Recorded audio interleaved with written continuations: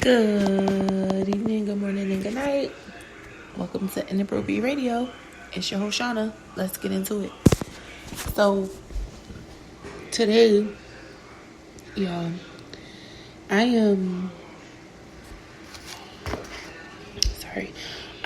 gonna be discussing starting over, starting anew, turning the leaf, closing the door to open a new one, looking forward towards the future. Whatever you want to call it, right? Whatever it is that you decide to call it. We are going to be talking about doing something new. Recently, I've been in a position where I felt I needed to do a whole bunch of crazy stuff in order to see things happen. I was having a conversation with someone, and I like this profound statement. It's so simple though. It's nothing it's nothing fancy. When you learn to let things go, you allow new things in. I mean, of course I knew that, we know that, you know that, but sometimes you need to just hear it in a certain setting, from a certain person, in a certain context, right? So you have to make room in order for things to happen. You have to allow yourself, and when I say allow yourself room or make room, that means letting things go physically, emotionally, financially. Like, it means to make space for new things to enter to your life. So that means changing your habits, possibly changing friends, changing the way you think, changing your perspective on life. And that can only happen two ways, whether you do it on your own or if life happens and you're forced to do it, right? A lot of us really have no clue what it is that we want, out of life, and what we should be doing and how to get there.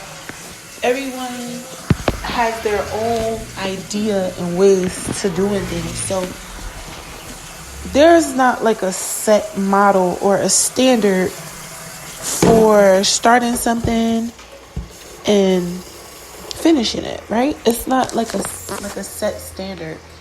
Everyone has their own ways of doing things, right? Whatever feels good to your soul, where you see progress, whatever works for you, that's what you stick to. You don't have to follow a module or an example that someone else has given you. If it works for you and it's healthy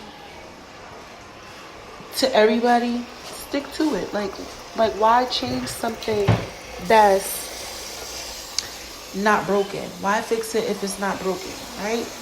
However, when you think in terms of new things and wanting something new and going somewhere new and allowing things to be whatever they are to be, you have to allow yourself to do something new in order to see something new. And that's just the bottom line. Your ability to be comfortable and uncomfortable is going to determine how much you're going to be able to endure, right? We all have our own reasons for feeling like, okay, this is something that I want to do. This is not something that I want to do. Like however the cookie may crumble, right? You have free will, and it's not anybody's choice but your own to really make decisions that are going to be fruitful and work in your favor later. I don't think anybody wants to deliberately do something that's not going to be beneficial to them in the long run. Of course, when you're a good-hearted, kind person, you do things for people and you're not looking for anything in return. I'm speaking in terms of movement in the spirit, movement in the flesh, movement in your life that is a clear indication and depiction of what's going on internally. Sometimes we get stuck and it's really hard. I just went through the most these past 2 years, year and a half, 2 years, losing everything. We talked about this. I lost my job, I lost my housing, I lost my car, I lost all my money that I had saved up, I lost my baby, I lost everything. I was stripped of everything, and the only thing that did was make me cry, and it made me turn to the Most High, right? So you have the power to really look at yourself and turn your awakening into something that's going to be beneficial to everyone. You don't have to shut down and be selfish with the journey. If the Most High wants to isolate you, He will. You don't have to worry about that at all. You trust me. If the Most High wants you isolated, He will isolate you from everybody. Family, friend, or foe, it doesn't matter. And you will ultimately be connected with Him, your spirit team. And then once the development starts and the healing begins, you'll slowly see yourself opening back up to being receptive to other people's energies. Now, the reason why this is important for starting anew, because you have to find out what energy is worthy of being kept. What energy is worthy of you balancing out, regenerating and cleaning up and investing in, and what energies are just not even worth your time.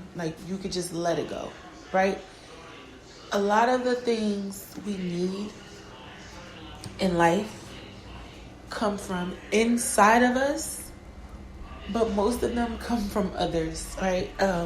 It's probably hard for you to accept, especially if you are a loner, or if you're chosen, or if you're awakened, or if you are a vessel, a spiritual vessel of some sort. You appreciate your independence, but I'm here to tell you that we all need people. No matter how high ranking you are in the spirit world, no matter how important you are to the physical world, we need each other in order to learn and thrive.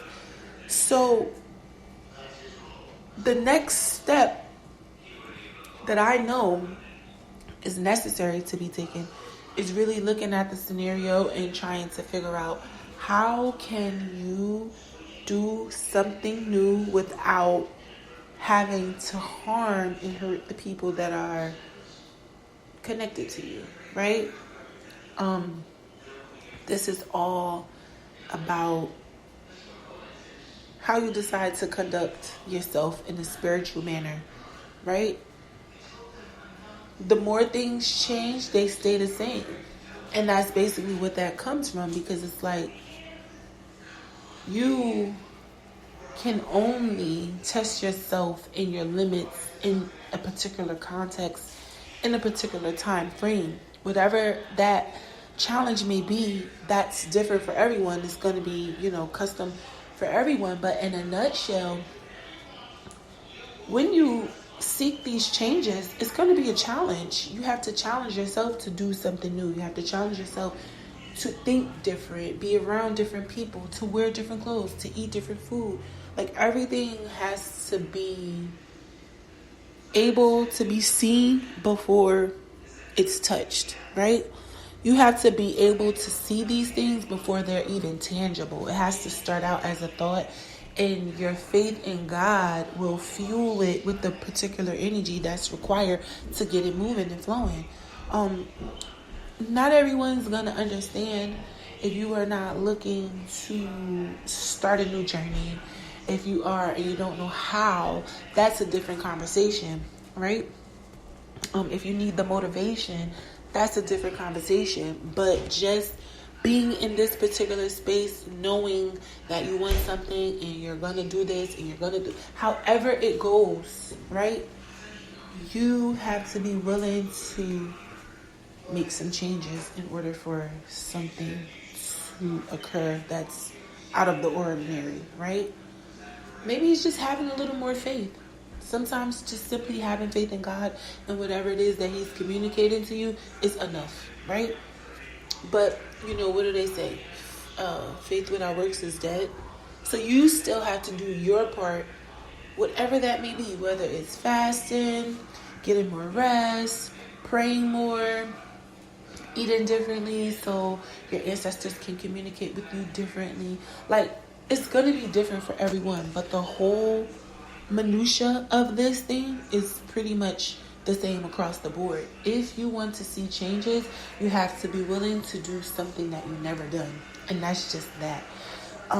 I know for me, the beginning of my spiritual journey, it started behind a breakup, and I'm pretty sure that if my anger was not at the level that it was, a lot of things would have happened differently. So I was able to learn so much about myself. It's not like I had no idea, right? I thought that I had worked on my anger enough to not get into any more trouble, but that was far from the truth. I still had a lot of work to do that I thought I had done, right? So you don't want to rush this thing. You want to take your time. You want to be honest with yourself. You don't want to do anything that's going to compromise your ability to grow, right? And sometimes that means getting away from people that piss you off and that know exactly how to piss you off. Sometimes you just have to remove yourself from anything that has nothing to do with where you're going or what you're doing. A lot of the times, growing up, I used to like to fight. I come from a family of fighters, women that like to fight. Our boys fight, but us women, and it's crazy because I have it like on both sides, like my mom's side and my mom's dad's side. I come from a family of fighters, and then my dad was a fighter. So it's just in my blood, right? It's just in my blood to be a fighter. Now remember, these things that are going on the 3D are going on in the 5D first, and then they manifest down however. So I'm just going to say I come from a bunch of warriors, right? They're like up in the 5D fighting people, and then it's manifesting down here also as me coming from a lineage of fighters. And I'm bringing this up because sometimes you have to know what's already in you and why you innately make the decisions you make, why your personality, your behavior, how you look, how you eat, how you dress, how you talk. Everything is already in you. And then you have environmental factors that add on, to the outcome or can dictate the outcome, right? So it's up to you to grab your own life by the horns and figure out what it is that you want and how you're going to get there without harming yourself or others. That's the key. See, it's really easy to just wake up and say, oh, I'm going to do this and I'm going to do that. And this is how I'm going to do it. Anything worth having, you're going to have to fight for it. Nothing's just going to be handed to you, right? So that's the overall gist of this thing, knowing that you are going to have to put some work in at one point or another.